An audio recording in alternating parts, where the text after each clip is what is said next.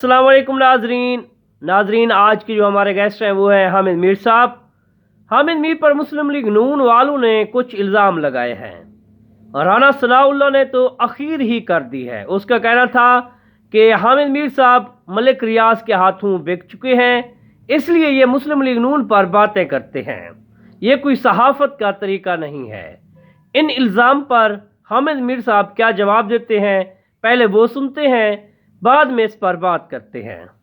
बिस्मिल्लाहिर्रहमानिर्रहीम। अस्सलाम वालेकुम।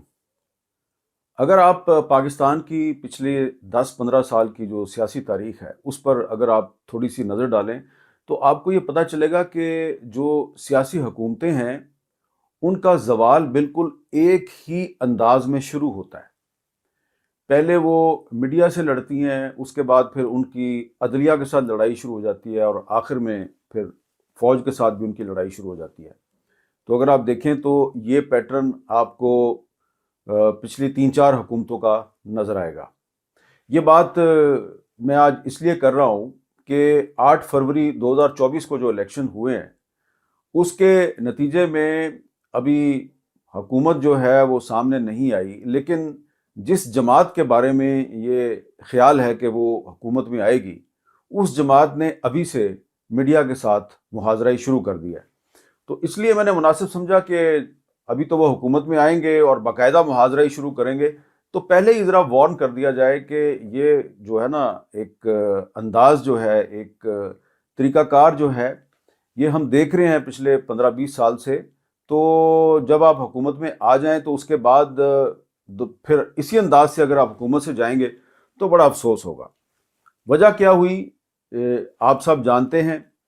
कि 8 फरवरी के बाद से जो मुस्लिम लीग नून है, जिसके बारे में ये ख्याल है कि ये हुकूमत बना रही है, ये बहुत से मीडिया हाउसेस और सहाफ़ियों के साथ खुल्लम खुला जंग पे उतरी हुई है। और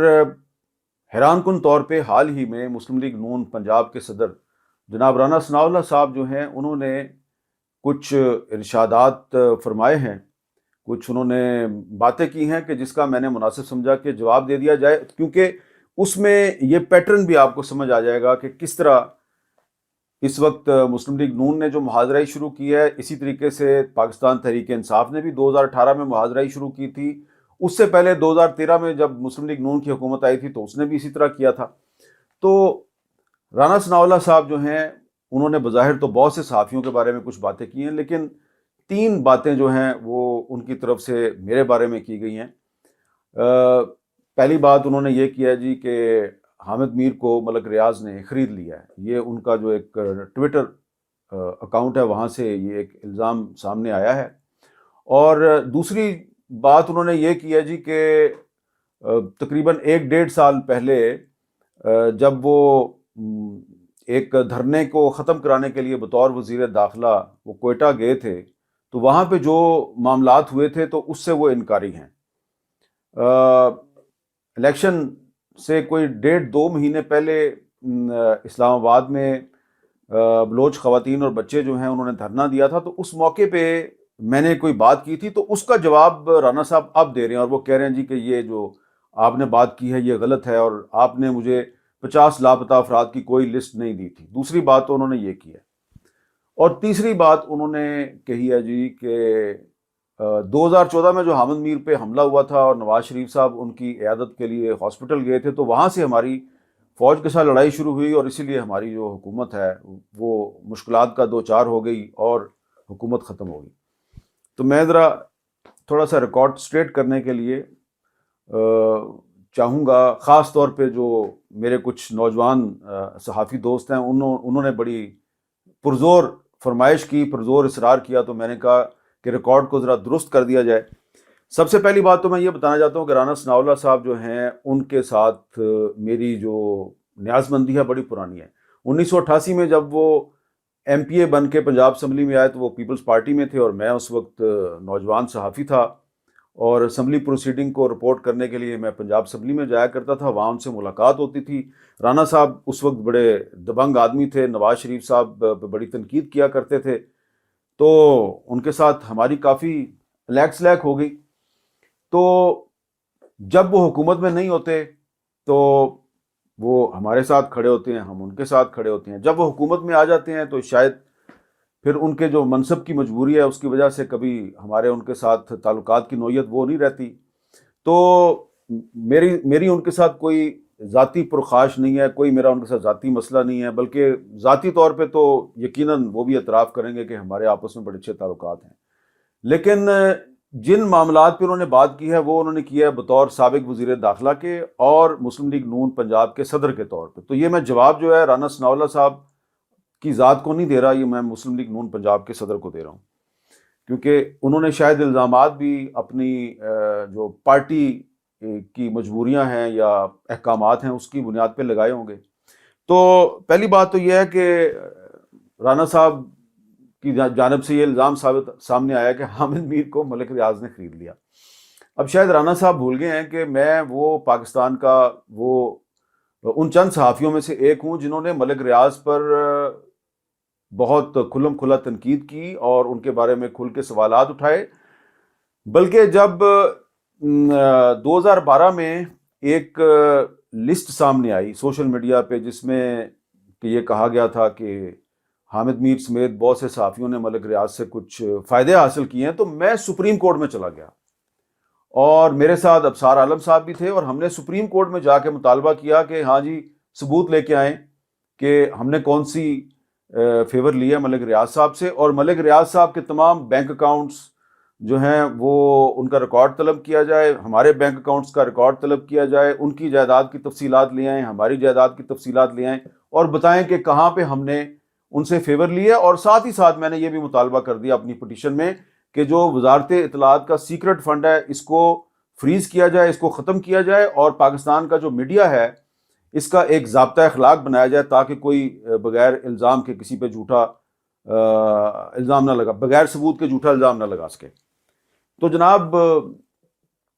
ہوا یہ کہ جو سپریم کورٹ تھی اس میں پیپلز پارٹی کی اس وقت حکومت تھی، تو پیپلز پارٹی کی حکومت جو ہے اس نے ہماری جو پٹیشن ہے اس کی مخالفت شروع کر دی. قمر زمان کائرہ صاحب وزیر اطلاعات تھے، تو وزارت اطلاعات کہتی تھی جی کہ نہیں سیکرٹ فنڈ فریز نہیں ہونا چاہیے اور یہ مینٹینیبل نہیں ہے، پٹیشن مینٹینیبل ہی نہیں ہے، یہ قابل سماعت ہی نہیں ہے. لیکن ہماری اس پٹیشن پہ نہ صرف یہ کہ منسٹری آف انفارمیشن کا سیکرٹ فنڈ ختم ہو گیا، فریز ہو گیا جس کے ذریعے صحافیوں میں رشوت تقسیم کی جاتی تھی، بلکہ پھر 2015 میں جب نواز شریف صاحب وزیر اعظم تھے تو اسی پٹیشن کی ہیئرنگ ہو رہی تھی اور پھر پیمرا کو، Pakistan electronic media regulatory authority کو یہ حکم دیا گیا کہ آپ تمام سٹیک ہولڈرز کو ساتھ بٹھا کے میڈیا کا ایک کوڈ آف ایتھکس بنائیں، ایک ضابطہ اخلاق بنائیں. اور اس وقت پھر نواز شریف صاحب کی حکومت نے عرفان صدیقی صاحب کو اسائن کیا، وہ تمام سٹیک ہولڈرز کے ساتھ بیٹھے، ہم نے ایک ضابطہ اخلاق بنایا اور ہمیں یہ اعزاز حاصل ہے کہ آج جو پیمرا کا جو کوڈ آف ایتھکس ہے، جو ان کا ضابطہ اخلاق ہے، یہ میری فائل کردہ، میری دائر کردہ پٹیشن تھی، جو یہ اس پٹیشن کے نتیجے میں پاکستان کے میڈیا کو یہ کوڈ آف ایتھکس ملا. اس پہ عمل درآمد ہو رہا ہے نہیں ہو رہا یہ ایک علیحدہ بات ہے. اور سب سے اہم بات کہ جو ملک ریاض صاحب کو میں نے پارٹی بنایا اس پٹیشن میں اور ان کو کورٹ میں بلایا اور ان سے کہا ہاں جی آگے بتائیں کہ آپ نے ہمیں کون سی فیور دی ہے، تو ملک ریاض صاحب کے لائر تھے زاہد بخاری صاحب. زاہد بخاری صاحب کے بارے میں زیادہ ڈیٹیل میں نہیں جاؤں گا، ان کے کسی قریبی عزیز کا میں نام نہیں لوں گا کیونکہ وہ ایک بطور وکیل کے وہاں پہ پیش ہوئے تھے. لیکن یہ زاہد بخاری صاحب نے جو سپریم کورٹ میں ملک ریاض کی طرف سے رسپانس جمع کرایا تھا، جی یہ ہے وہ رسپانس زاہد بخاری صاحب کا.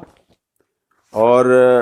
اس کی اگر آپ ڈیٹیل میں جائیں گے تو زاہد بخاری صاحب نے ملک ریاض کے بہاف پہ یہ کہا کہ حامد میر سمیت کچھ مزید صحافی جن کا نام اس ایک لسٹ میں تھا، انہوں نے ہم سے کوئی فیور نہیں لی. یہ ملک ریاض کے وکیل زاہد بخاری صاحب جو ہیں اب دنیا میں نہیں ہیں، اللہ تعالیٰ ان کے درجات بلند کرے، یہ انہوں نے سپریم کورٹ میں کہا تھا. اچھا، یہ جو میری پٹیشن تھی 2012 سے لے کے اور 2018 تک اس کی 100 سے زیادہ سماعتیں ہوئیں اور اس کے نتیجے میں بہت سے جو میڈیا کے حوالے سے تھے ڈیسیژن کیے گئے. پھر جب پی ٹی آئی کی حکومت آ گئی نا 2018 میں، تو یہ بڑا آسان کام ہے کہ کسی صحافی کے خلاف پروپیگنڈا کرنا ہو تو اس پہ بغیر سوچے سمجھے بغیر ثبوت کے الزام لگا دو. تو پھر جو پی ٹی آئی کا جو سوشل میڈیا سیل تھا اس نے بھی میرے خلاف بہت سے الزامات لگانے شروع کر دیے, اور 2020 میں پھر پی ٹی آئی والوں نے یہ الزام لگا دیا کہ ملک ریاض نے حامد میر کو خریدا ہوا ہے. تو اب کیونکہ وہ ان دنوں میں مجھے پتا تھا کہ ملک ریاض صاحب جو ہیں وہ پی ٹی آئی کے بہت قریب ہیں, عمران خان صاحب کے بہت قریب ہیں,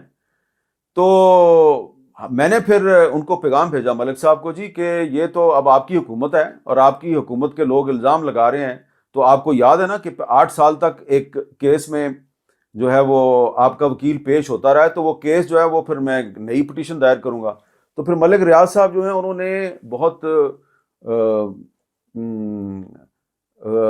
اپنے جو ان کی روایت نہیں ہے, لیکن انہوں نے بہت اپنی روایت کو توڑتے ہوئے میرے بارے میں باقاعدہ ایک بیان جاری کیا تھا ملک ریاض صاحب نے قانونی کارروائی سے بچنے کے لیے, اور اس میں انہوں نے باقاعدہ سوشل میڈیا پہ وہ بیان جو ہے اس کو پبلسائز کیا کہ حامد میر نے آج تک مجھ سے کوئی فیور نہیں لی. میں یہ نہیں کہتا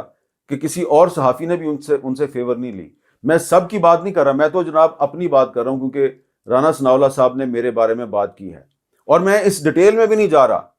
کہ ملک ریاض صاحب جو ہیں انہوں نے اس حالیہ الیکشن میں مسلم لیگ نون کے کس کس رہنما کو کیسے کیسے سپورٹ کیا, اور لندن میں انہوں نے مسلم لیگ نون کے کس رہنما کی جو جائیداد ہے اس کو خریدا, اور وہ رقم جو ہے وہ اب کہاں ہے. میں اس ڈیٹیل میں نہیں جا رہا, میں صرف رانا ثناءاللہ صاحب نے جو مجھ پہ الزام لگایا اس کا جواب دے رہا ہوں. اچھا, اب دوسرا جو انہوں نے الزام لگایا جی کہ حامد میر صاحب جو ہیں انہوں نے جناب میرے بارے میں بات کیا جی کہ انہوں نے مجھے ایک لسٹ دی تھی اور 50 لاپتہ افراد کی, اور پھر اس لسٹ میں سے کچھ لوگ جو ہیں وہ مارے گئے, اور انہوں نے کہا اس سے میرے لیے بڑے خطرات پیدا ہو گئے. پہلی تو بات یہ ہے کہ میں نے آپ کا تو اکیلے کا نام ہی نہیں لیا, میں نے تو اس کمیٹی کے کچھ افراد کا نام لیا تھا جو کمیٹی جو ہے اس معاملے کو دیکھ رہی تھی, اور وہ کمیٹی جو تھی وہ شہباز شریف صاحب کی حکومت نے بنائی تھی. اس میں اعظم نذیر تارڑ صاحب تھے, اس میں رانا ثناءاللہ صاحب تھے, اس میں پیپلز پارٹی کے کچھ منسٹرز تھے, اس میں اور بھی کچھ لوگ تھے, اور اس کمیٹی نے خود مجھے بلایا, میں اس کے پاس نہیں گیا. یہ اعظم نذیر تارڑ صاحب جو ہیں, آپ ان سے رانا صاحب کنفرم کر لیں, اس کمیٹی نے مجھے لا منسٹری میں اپنے اجلاس میں بلایا, ہم سے پوچھا کہ بتائیے لاپتہ افراد کا مسئلہ کیسے حل ہوگا. ہم نے ان کو بتایا کہ آپ تمام سٹیک ہولڈرز کو انگیج کریں اور ان کو آمنے سامنے بٹھائیں, مسئلہ حل ہو سکتا ہے. اور پھر اس کے بعد کچھ اور جو متعلقہ لوگ ہیں انہوں نے بھی میرے سے یہی بات پوچھی, جو بات میں نے کمیٹی سے کہی, جس کمیٹی میں اعظم نذیر تارڑ صاحب بھی شامل تھے, رانا ثناءاللہ صاحب بھی شامل تھے, وہی بات میں نے باقی لوگوں کو بھی کہی. اور پھر ہم نے یہ کہا کہ آپ ایک سی بی ایم کریں, کانفیڈنس بلڈنگ میئر کریں, اور زیادہ نہیں, صرف 50 افراد جو ہیں ان کو آپ رہا کر دیں, اور وہ 50 افراد وہ ہیں جو پولیٹیکل ورکر ہیں, رائٹرز ہیں, جرنلسٹ ہیں, شاعر ہیں, ادیب ہیں. اور وہ لسٹ جو ہے وہ ہم نے اس کمیٹی کو بھی دی, اور پھر جب رانا ثناءاللہ صاحب, اعظم نذیر تارڑ صاحب اس کمیٹی کو لے کے کوئٹہ گئے جہاں پہ لاپتہ افراد کے لواحقین نے ایک دھرنا دیا ہوا تھا, تو وہاں پر بھی وہ 50 افراد کی لسٹ اس کمیٹی کو دی گئی جہاں پہ رانا ثناءاللہ صاحب موجود تھے. اور اس کا ثبوت یہ ہے کہ سمی دین بلوچ صاحبہ, جو ڈاکٹر دین محمد بلوچ کی صاحبزادی ہیں, وہ پبلکلی ایک دفعہ نہیں کئی دفعہ کہہ چکی ہیں کہ وہ جو کمیٹی ہمارے پاس کوئٹہ آئی تھی دھرنا ختم کرانے کے لیے, اس کو ہم نے وہ 50 افراد کی لسٹ دی تھی. اور سمی دین بلوچ یہ بھی کہتی ہیں کہ اس لسٹ میں موجود جو ایک شاعر تھا تابش بلوچ, اس کو بعد میں ایک جعلی پولیس مقابلے میں مار دیا گیا, اور وہ مارنے کا الزام سی ٹی ڈی پہ ہے. ہم یہ تو نہیں کہہ رہے کہ آپ نے مروا دیا تھا, سب کو پتا ہے کہ یہ کام کون کرتا ہے, تو اور رانا صاحب کو بھی پتا ہے کہ یہ کام کون کرتا ہے. تو رانا صاحب جو ہیں شاید کسی کی فرمائش پہ انہوں نے جو ہے یہ اپنے پہ لے لیا بات. تو رانا صاحب آپ کے بارے میں نہ یہ بات تھی, نہ ہی آپ کی زندگی کو کوئی خطرہ لاحق ہوا ہے. یہ الیکشن سے پہلے بات کی گئی تھی, کافی دن پہلے بات کی گئی تھی, آپ الیکشن کے بعد یہ بات جو ہے دوبارہ کر رہے ہیں. جی ناظرین, یہ تھے حامد میر صاحب, جس کا کہنا تھا کہ نون لیگ کا ہمیشہ سے ہی یہ وتیرہ رہا ہے کہ جب بھی کوئی صحافی ان کے خلاف بات کرتا ہے تو یہ فوراً ہی کہتے ہیں کہ یہ صحافی بک چکا ہے, اس لیے یہ ہمارے خلاف بات کر رہا ہے. مزید حامد میر صاحب نے کہا ہے کہ رانا ثناءاللہ کہہ رہے تھے کہ جب میں ہسپتال تھا تو نواز شریف مجھ سے ملنے آیا تھا۔ اب اس کا یہ مطلب ہرگز ہی نہیں ہے کہ نواز شریف مجھ سے ہسپتال میں ملنے آیا تھا، اب مسلم لیگ نون جو بھی کام کرتی رہے ہم خاموش رہیں۔ ہم صحافی ہیں اور ہمارا کام ہے سچ کو سچ اور حق کو حق اور باطل کو باطل کر کے دکھائیں اور لوگوں کو بتائیں۔ تو جی ناظرین، یہ تھی ہماری آج کی ویڈیو، ملتے ہیں نیکسٹ ویڈیو میں، تب تک کے لیے اللہ حافظ۔